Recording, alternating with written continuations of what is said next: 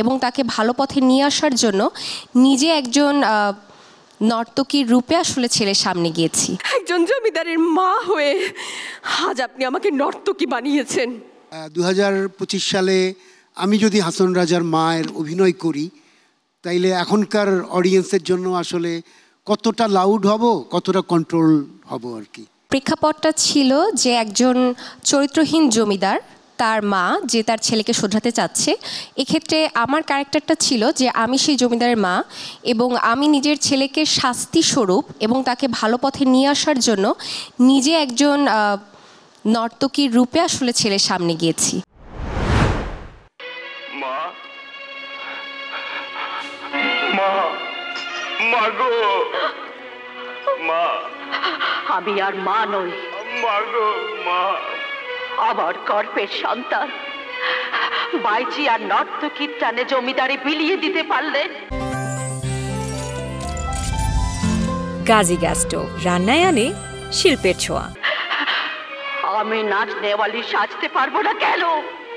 কই কই বাদ্যবাদকেরা কোথায়? বাজাও ঢাক, ঢোল, মৃদঙ্গ, সেতার, সব কল কল ঝলমল করে ওঠো। মা, আপনার বিশাল জমিদারির মান ইজ্জতকে ধুলোয় নামাবেন না। এতখানি সাজা সহ্য করার মতো শক্তি আমার নাই মা। আমি এখন যাব, পা ছাড়েন। মা, মা গো।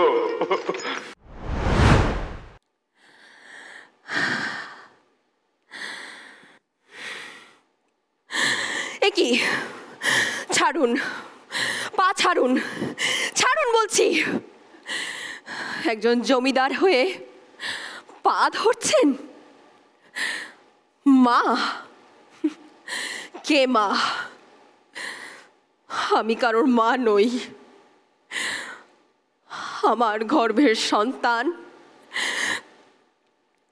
তুচ্ছ বাইজি আর নাচনে আলীদের পিছনে নিজের জমিদারি বিলিয়ে দিতে পারলে আমি নর্তকী সাজতে পারবো না কেন? কই কই বাদ্যবাদকেরা কোথায়? বাজাও ঢাক, ঢোল, বেহারা, সেতার বাজাও।